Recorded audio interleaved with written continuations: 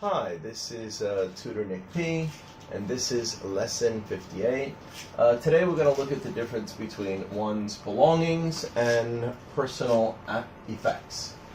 Okay, so you probably come across personal belongings a lot more common.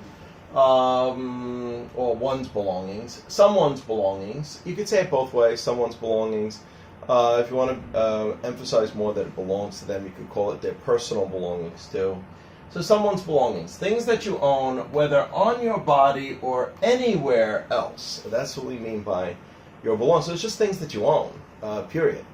So sure, we hear it a lot. So first example, airport announcemements often warn travelers not to leave their luggage unattended, meaning don't leave it where nobody's watching it. You know, of course, this was a long time ago due to terrorism and stuff. They're afraid maybe someone might sneak a bomb in your package or something like that. So airport announcements often warn travelers not to leave their luggage unattended and keep their eyes on their belongings. Yes. So that's a common one that you might hear at the airport. You might hear that in the announcement. When deplaning is getting off the plane. When deplaning, do not forget to take all your belongings. Again, at the airport, this is very common that you hear this sort of an announcement. Number 3, after the hurricane, she went back to her damaged home to salvage, try to save something, some of her personal belongings. So again, these are things, they don't have to be on your body. They could be on your body or not on your body. So with belongings covers both. Or it could be just like here, things that are in a house that's hopefully, still usable. She's trying to save, go back, depending upon how damaged her home was. Well, let's take personal effects. This is used less often, but I can understand how students sometimes can confuse them. When you look at the meaning, sounds pretty similar. Well, let's look at it. So personal effects, things that one owns, especially on one's person. On one's person means like on one's body. In their pockets, in one's wallet, in women's handbags are worn on the body, etc. This is what we mean by personal effects.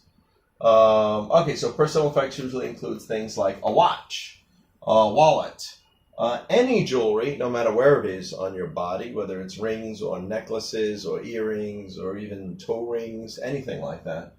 So any jewelry, sunglasses, possibly your glasses too, your regular glasses, etc. All right, so let's take a look. There's 2 situations where I sometimes hear this one a lot, where you're going to hear personal belongings most of the time or one's belongings most of the time. So let's look at the first example. After the coroner examined her dead body, all her personal effects were returned to the family. Yeah, unfortunately, usually once they find a dead body somewhere, and the things that they take off the dead body, that was on the dead body, if they weren't robbed or something, the things that are still there, they are held and they are usually returned to the family. So those are often referred to as their personal effects. So that's probably the number 1 way that you hear it. All right, here's another one. Upon leaving prison, all the personal effects that were taken away from that convict when he entered were returned to him. I see this in the movies a lot.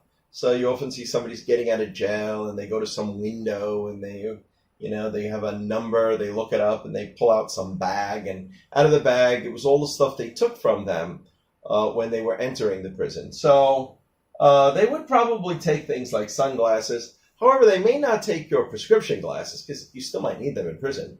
But if you had any jewelry on you or anything in your watch, anything in your wallet or watch or anything like that, they usually put it in a bag and you don't get it until you leave.